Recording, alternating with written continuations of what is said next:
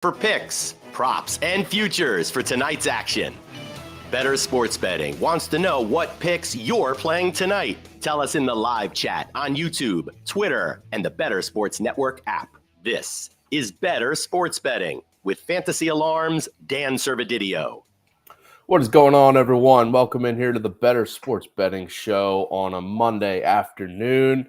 Got Howard Bender with me. I am Dan Servodidio. As we do every Monday, we'll be recapping some of our bets from the weekend in the NFL. Talking some Monday Night Football. I got some college basketball bets to give out for tonight. What's going on, Howard? How you doing? I'm doing very well, Servo. I'm very well. You know, it was a good weekend. It wasn't a grand weekend, but it was a good weekend.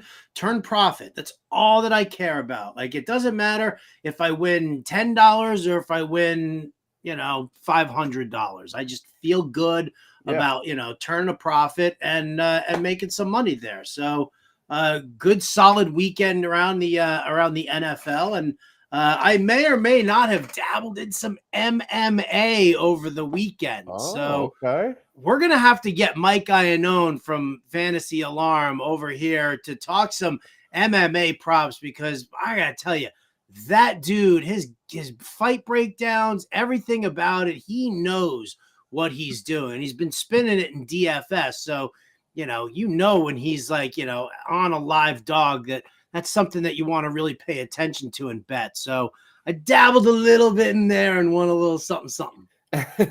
Well, yeah, I've looked at his stuff in the past too, and he's on it for sure. And yeah, when you're on like a plus money dog on like the money line or something, and watching the fight live, it's like that's an adrenaline rush unlike any other. That's different than like watching a point spread in the NFL or something. It's just any moment you can cash. Yeah, I never get into I was a huge boxing fan back in the day, right? And it was like, and then after Tyson lost to Buster Douglas and all the goofiness with Don King and the heavyweight division, it really just kind of turned me off, or at least away from the sport. So when MMA started, I didn't catch that bug to like really dive into it and all. So yeah, my wife thought I was bonkers sitting there watching the fights on Saturday. Like she's like, "Are you coming in?" I was like in my office in the shed here. And she's like, "Are you coming in at all? Or are you going to sit out there and work all day?" I'm like, can we watch the fights? She thought I was nuts. So yeah, beautiful. Love it. I'm ready to get him on at some point. Yeah, well, let's talk. Let's review Week 10, Sunday's games that we gave out all these bets on Friday's show. Me and Howard. Here you can see the wins and losses from Sunday's picks. I'll let you go through yours. A lot of green on your side again this week, so got to give you props. But go through some of your wins and losses. The Steelers pick for sure. That was a good call, and they ended up holding on even though the Packers gave them a little fight. Yeah, I got a little nervous there, in a little bit, but the way this game kind of started off and everything, I felt really good about it. It was, again, there are some bets where you're going to feel really good about it right from the start. And then there are some bets that you're just like that you're going to naturally sweat out. This one, just based on the game, I felt really good about it. I was pretty in on the Steelers. Suggested that if you were a little nervous that you wanted to buy that extra half point, but you didn't even need it. Yeah. With that. The Commanders, Servo. Yeah. So listen, I got the hat right here. Is that your costume? I will be paying off the bet on Wednesday's show, so you can tune in then. I have to do 10 push-ups as you rile me on. Absolutely, and, Matt. Yeah, listen, that game, because the Seahawks had a 7-point lead, and then the Commanders went right down, tied it up, and then the Seahawks ended up pulling it out, but less than 6 points. So you cashed your bet there. Felt really good about that one there. And again, that was another one where I had suggested to people. It was funny, right? The line was the line 6? Yeah, the line was 6. Yeah, 6.5. Yeah. And I said, if you want to, if you feel a little bit more comfortable getting that 6.5 in there, like I did, again, it hit. I loved it. It was absolutely beautiful. My two misses as far as games go: Titans Bucks, the over 39.5. Man, I mean, just Will Levis, huge disappointment. The offensive line for Tennessee just didn't hold up, and when this game just started up, and both teams just looked terrible, like they just couldn't figure shit out. That it was like I knew I was cooked on this one here pretty early. I got a little excited in the third quarter, but no, this one was dead to me fairly early in that one. Lions Chargers also. That one was a gong show there. That was dude. I knew I was done after the first quarter, and then when it like sat there piling it up, and I was like, oh, so going into halftime, I was like, oh, so we could get like 2 field goals in the second half maybe, and the under will cash for me. I mean, come on, that was just like that was crazy. Both teams just it was nuts. It was nuts. Props. Felt really great about that. 4-1 on my props. There you go. Felt, Brandon Powell, although I'll tell you what, the narrative really changed for Brandon Powell because when they declared KJ Osborne out, I tweeted out to everybody that I was a little bit more, I was less bullish on Brandon Powell than before because with Osborne being out, Powell then moved to the outside and they utilized Jalen Naylor. Even though he didn't really do anything, he utilized him in the slot a lot more. And Powell just didn't play the game that I thought he was going to. Over the 24.5 receiving yards, though, I felt, that was good. So I felt lucky for that happen because Kazir White he was an animal. He was all over the place there. He had double-digit tackles and assists in that one. Will Levis chucked the ball all over the place, and Joe Mixon, like the entire Bengals team for the first 3 quarters of that game, was just stuck in the mud. So no bueno over there. Also hit my Mike Evans anytime touchdown. I was getting really scared when he dropped that first one. I was like, you son of a. And then Ramondre Stevenson, the Patriots inside the green zone. And he's like on the sideline stretching his hamstring. I was like, you got to be kidding me, man. You got to be kidding me. And then Zeke, like, he didn't get in. He didn't get in on the end zone there. Like Ramondre would have. So all in all, I mean, I would say what was that, like 6-4 on the whole. So it was a good day for me. A couple of bets like the Kazir White, Will Levis, the Mike Evans anytime touchdown at plus odds. Help pull me out, slightly above where I was for the night. Yeah, I mean, you came out ahead, so that's ultimately what it's about. Going to that Colts-Patriots game, I took the Colts money line. They end up, covering the spread too, but I just wanted the money line, and thankfully, Mac Jones fell apart and threw a pick in the end zone when it looked like the Patriots might be going down to score and take the lead. So thank you, Mac Jones, for helping me cash that Colts money line to start off the Germany game in the morning. Lions minus 2.5. This is what I said. The line was 3, and I said go down to 2.5 because I could see it being a field goal win, and it was a field goal win for the Lions there over the Chargers. So I'm glad I got 2.5 on that one. The Chargers made it a game. That was, you mentioned, it's just like a high scoring back and forth game. So I'm glad I got the 2.5 and was impressed by the Lions getting that win there. Josh Jacobs last night, Sunday Night Football, had, I think, over 100 rushing yards against. Yeah, he had 117, sir. It was a real fun game to watch. It was a boring game to watch. Yes. Moving right along. Moving right along. The Kenneth Murray, I had Kenneth Murray over his tackles and assists. He ended up with 5. So that was definitely just a wrong read. And in that game, I mean, nobody was tackling anybody in that game. Well, Derwin James had 13 tackles and assists. So he was the guy making all the tackles. Right? Like 6 of those were illegal hits too, right? That dude he's a nightmare. Yeah, he is. You mentioned the Commanders, pulling out the cover, but losing by a game-winning field goal by the Seahawks. Again, I was feeling good about it until that last drive when the Commanders went down and tied it because the Seahawks were leading by 7. I was like, all right, I'm going to get Howard a Seahawks call in the air, but nope.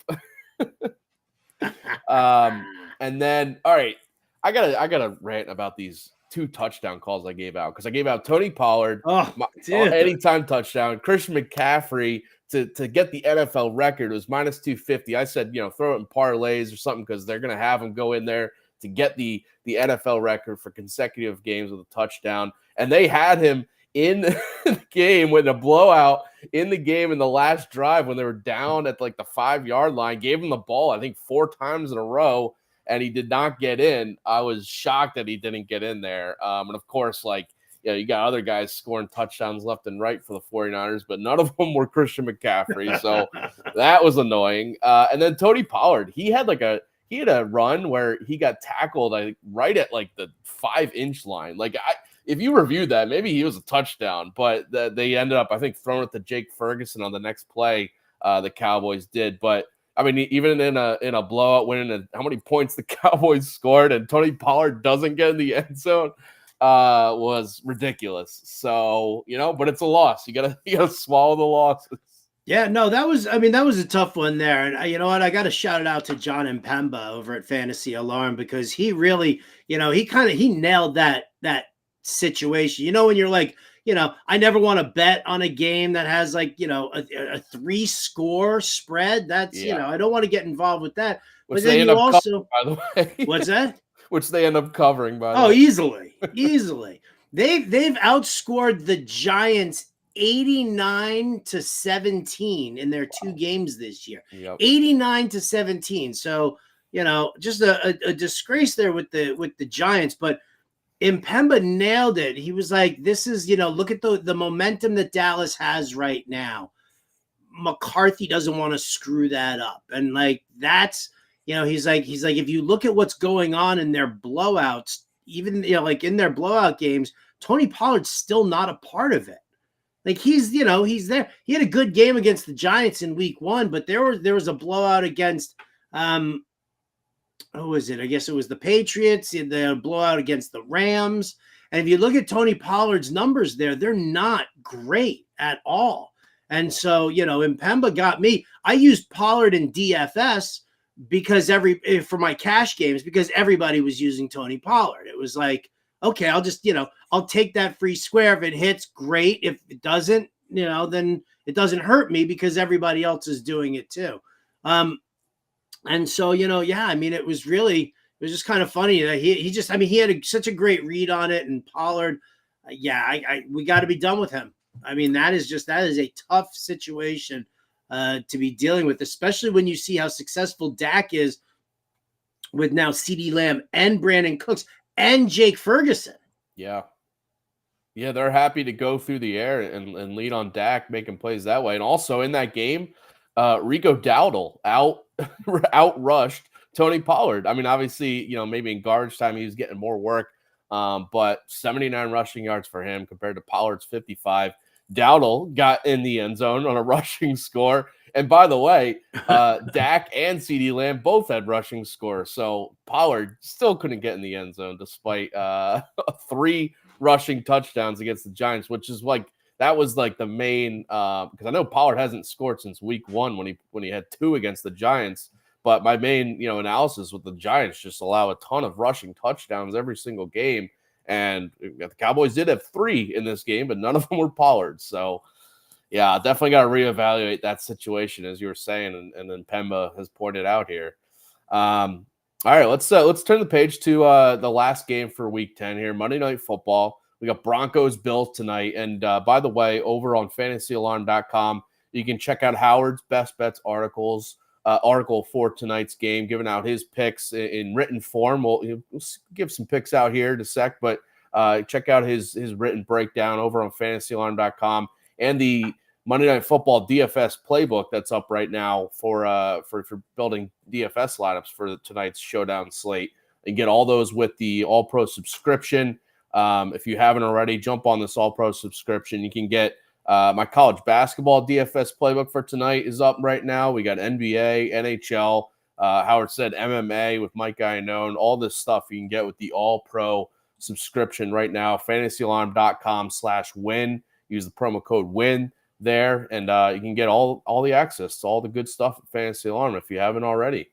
All right, let's get to this Broncos-Bills game tonight. Should be a fun one. A higher spread than usually we see on these Monday night and primetime games 47 is the over-under. The Bills at 7.5 on the spread there at home here.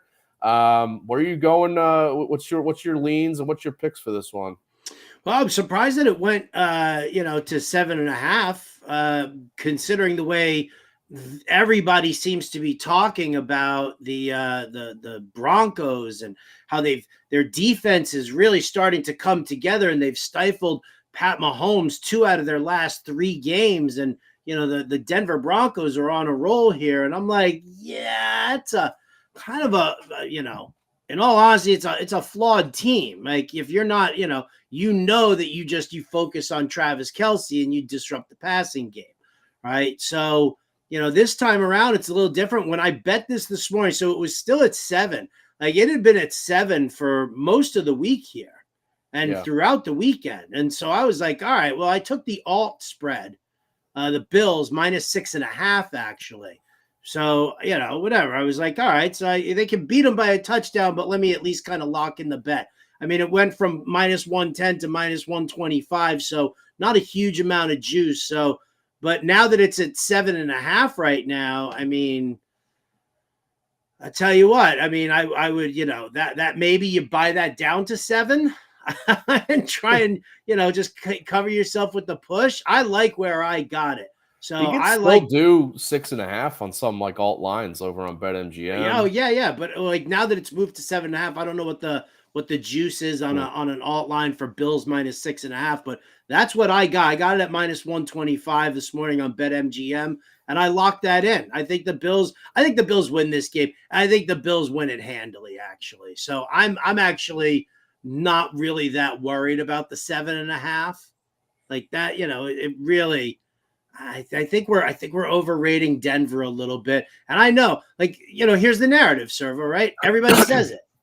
Everybody's like, oh, well, you've got, Denver and they're looking so good, and the Bills and they look terrible, and look what's going on. They've lost 2 out of their last 3. They've lost 3 out of their last 5. They haven't covered the spread in like 4 or 5 weeks or something like that. So, I mean, that's the whole thing that everybody's talking about. And so I still think that talent wins out here. And, these are not teams that are familiar with each other. Denver sees the Chiefs all the time, right? Twice a season. So even if it's if it's a different coaching regime, the personnel on the field still knows what they're up against here, having played against them twice a year, every year. So, I look at this one here, and I've got the Bills minus the 6.5 points.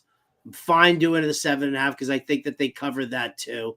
And then that tilts me to the under as well, because, while I do worry that Josh Allen is the type of guy who likes to run up the score, especially in a situation like this where it's Monday Night Football and everybody's been so down on the Bills.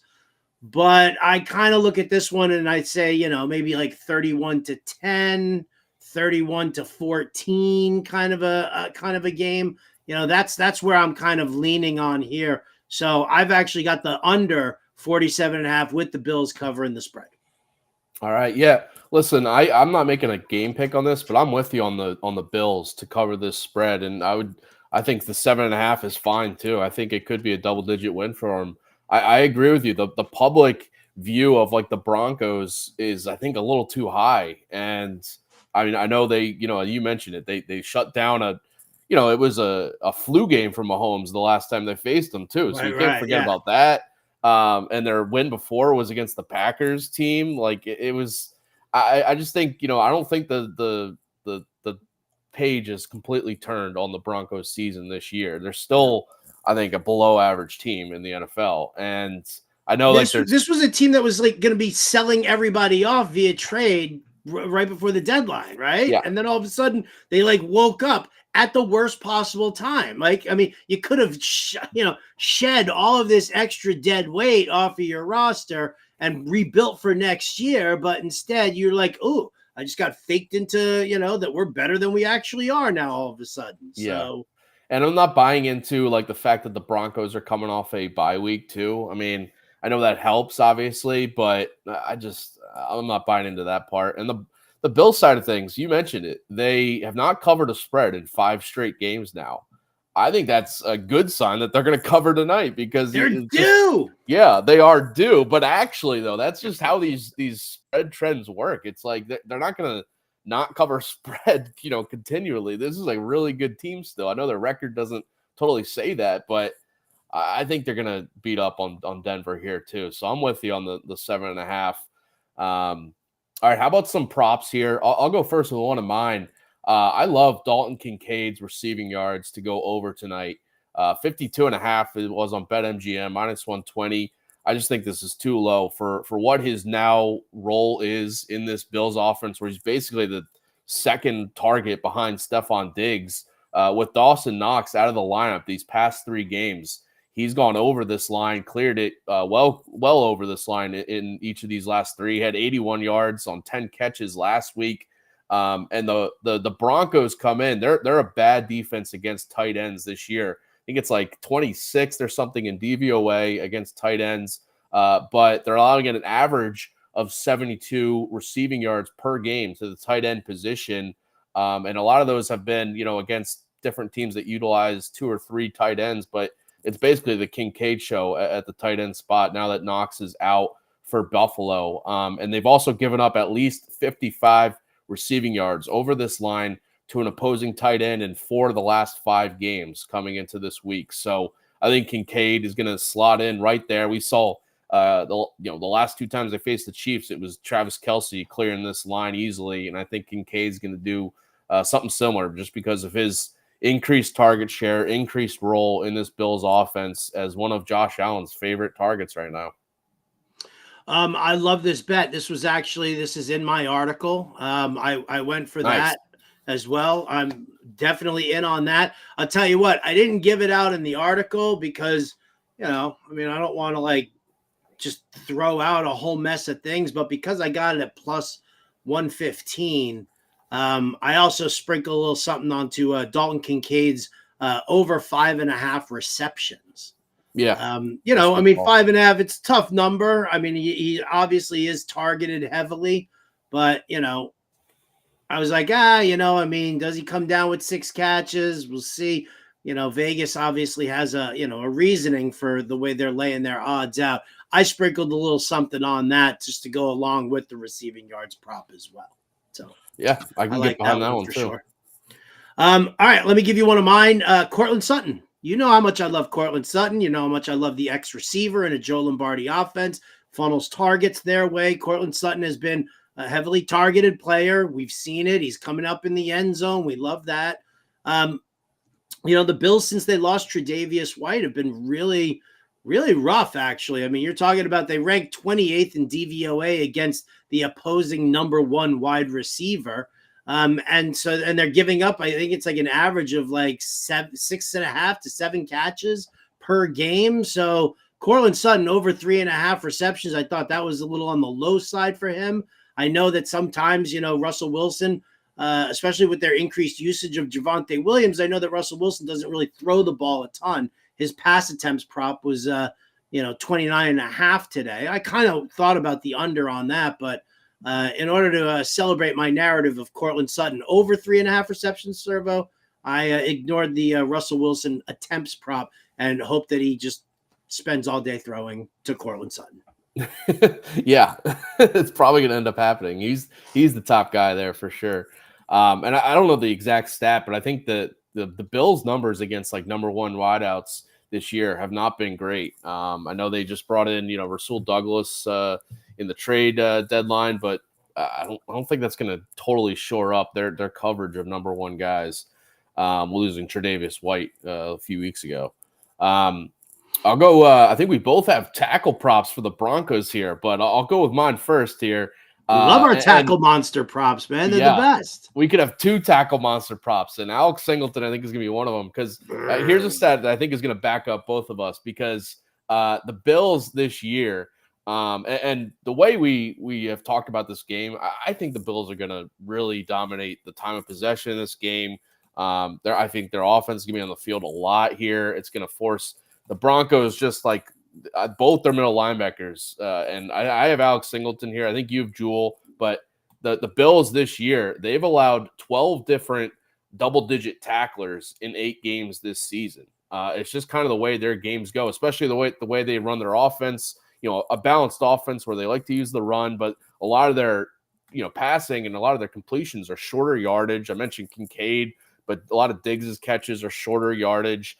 They're not going downfield too much, so it just leads to a lot of tackles, especially for linebackers. An opposing linebacker has had at least 9 total tackles in all but one game this year against the Bills. And the last couple matchups, we've seen Jermaine Pratt, Levante David, Bobby Okereke all go for double-digit tackles in recent games against the Bills. And, I have Singleton here because he's had at least 10 total tackles in 5 of the last 6 games. He was under this last week against the Chiefs, or last game against the Chiefs, only at 7. But I think this is just kind of a bounce back for him because he's been, one of the tackle monsters for the Broncos, 73 on the year, averaging 9.1 per game. So minus 150 on BetMGM to get the over 8.5 here for him. But I think it's going to be like a 10, 11 tackle game for him.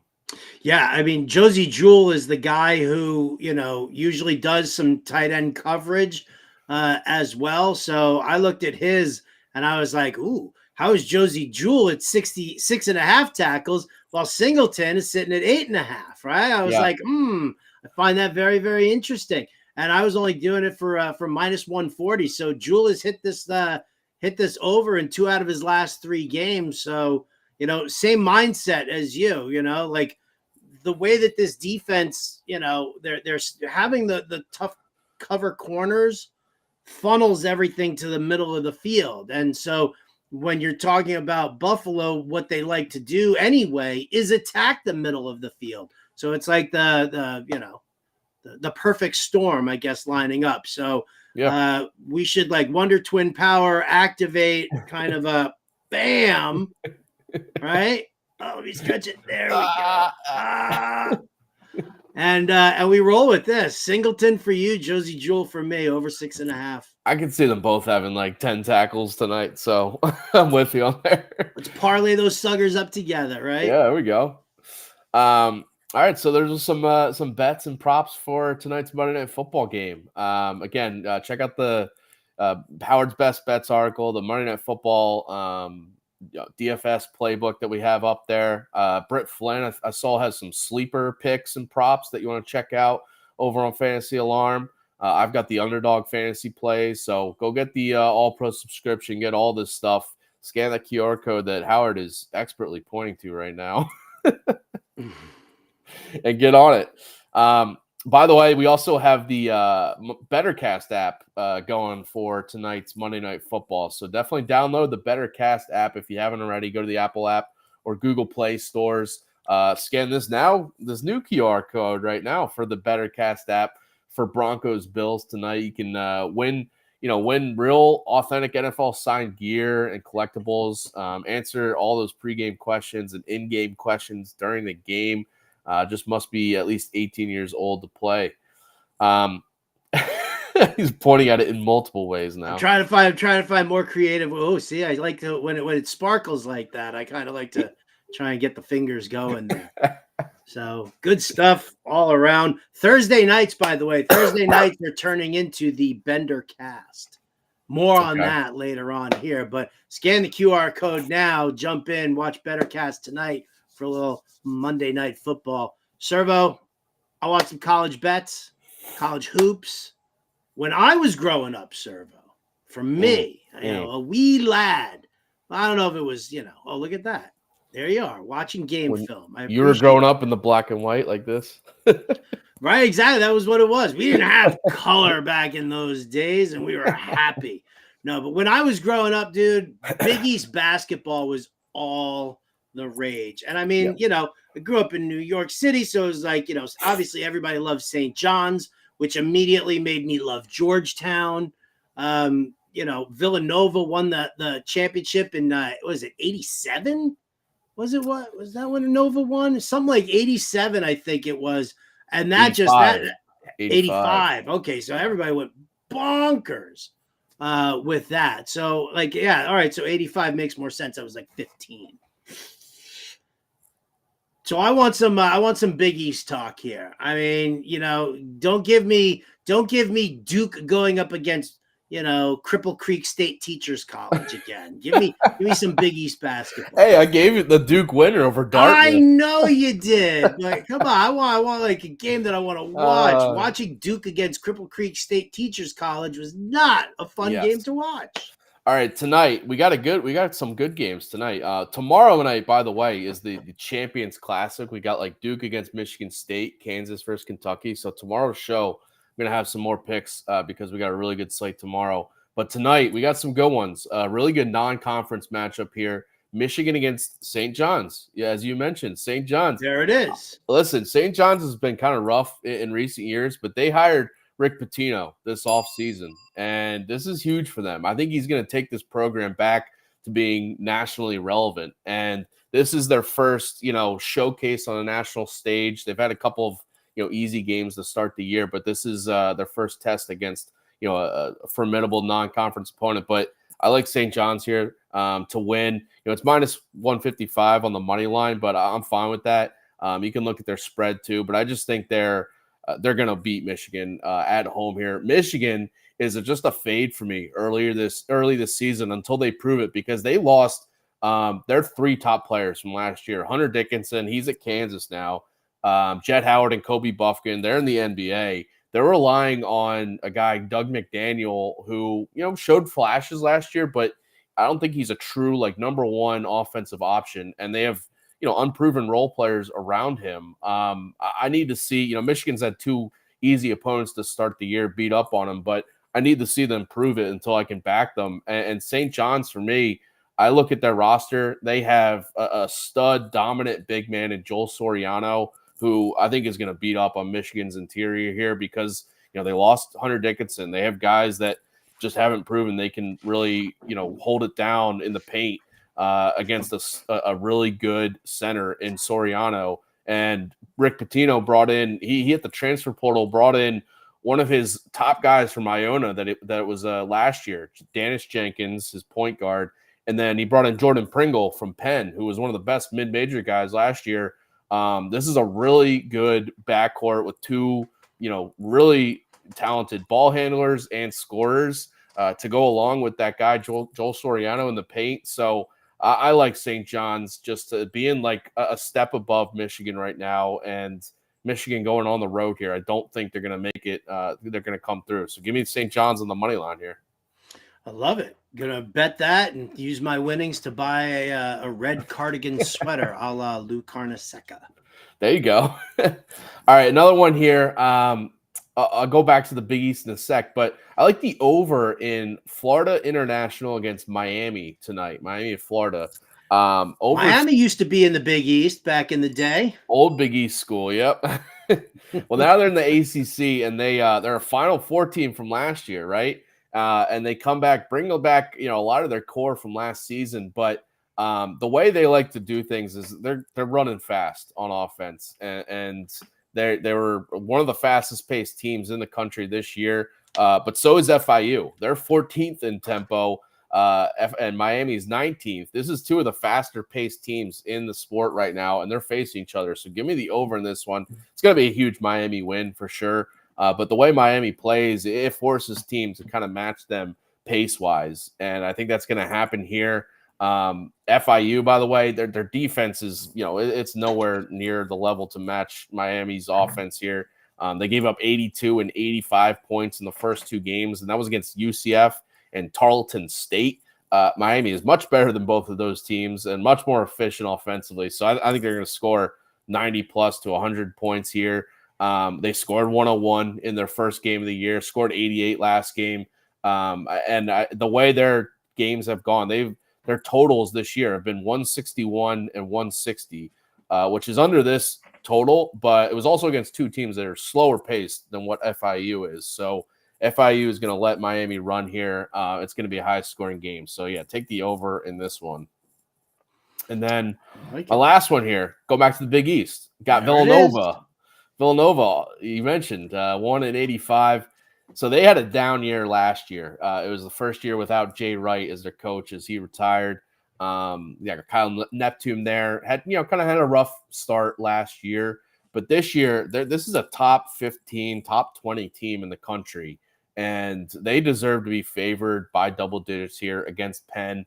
I love this as a Philly guy. This is a nice, we know about the Big Five schools. We got like Temple, LaSalle, St. Joe's, Villanova, Penn. These guys all play each other early in the year, so it's a semi-rivalry matchup here. But Villanova is just a clear tier or multiple tiers above Penn.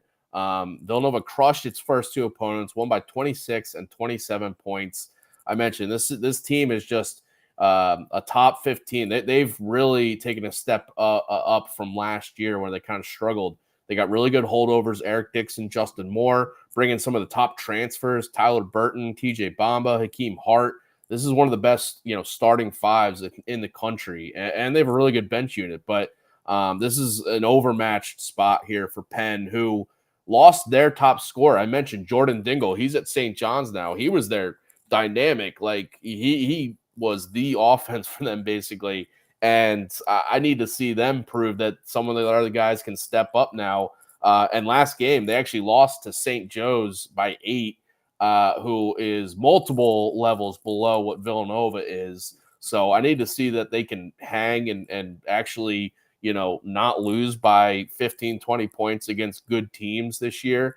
And Villanova is a really tough test early in the season for them. So, even though this is actually technically on the road for Villanova, it's still in, Philadelphia, which it's going to be it's going to be probably more Villanova fans in this building than Penn fans. So yeah, give me Nova to cover this 11.5 point spread. I can dig it, man. I can dig it. All right. So St. John's money line, the over in the Miami FIU game, and Nova minus the points. Yeah. I'm in. All right. And tomorrow we got some big games. So, definitely tune in tomorrow. See what I got cooking for. Text my guy. Tuesday night. Yeah, text your guy. Get those in. By the way, I think this is just going out here. We got Z Money in the chat here. Appreciate everyone tuning in. And when you chime in, we want to touch on your questions and what you got going. I think this is for fantasy tonight. But how about he needs James Cook under 14 points. Fantasy points. What do you think? He can go under that tonight? I do think that he can go under that tonight. This is one of those things, and you've talked about this with me a bunch. Josh Allen, after a loss, he takes every loss personally, and he puts this shit on his back. He puts the team on his back right now. So, I think we're going to see a heavy dose of targets to Dalton Kincaid. Stephon Diggs was, taken off the injury report. Listen, Denver's defense, their corners are good. So Diggs is going to have to, scratch and claw and whatever, but, maybe Gabe Davis pops or maybe Khalil Shakir working out of the slot is the way to go. But, for me, I think they're going to end up throwing more, Cook will get some carries, but I don't see this being like a big James Cook kind of a day. Yeah. I still think that if this team was really that enamored with James Cook, they wouldn't be giving all the goal line work to Latavius Murray, and they wouldn't have signed Leonard Fournette to the practice squad. Yeah. So, Z Money, I'm with you. And in the red zone and stuff, they're not looking to run the ball to Cook as much. They're, as you mentioned, Allen is the guy who's trying to throw for these touchdowns instead of them running him in. Or run him in on his own. Yeah. Gotta love that. You gotta love a selfish quarterback. Yeah. All right. That's about it for us. We'll be back tomorrow at 4 p.m. Eastern on this show. Give out some college basketball, some NBA bets on tomorrow's show. So definitely tune in there. Coming up after us, 5 p.m. Eastern, we got the Fantasy Alarm NBA DFS live show with Mpemba and Grande. Then 9 p.m. Eastern, Monday Night Rants with Edward Rouse. Also got the Bettor Cast going on over on the Bettor Cast app for Broncos-Bills Monday Night Football. So tune into all this tonight to get all your fantasy, your NBA content, and betting content over on Bettor Sports Network and Fantasy Alarm. All right, Howard. I'll pay back that bet on Wednesday's show. So stay tuned for my push-ups in a Commander's hat. I wish you nothing but the best in trying to do 10 push-ups. I just got winded to get like 10 push-ups. Are you serious? I've been prepping. I need a couple extra days of prep here because I gotta get inhaler working here. All right, we'll see you guys tomorrow. Good luck, and catch you guys later. Bettor Sports Betting on the Bettor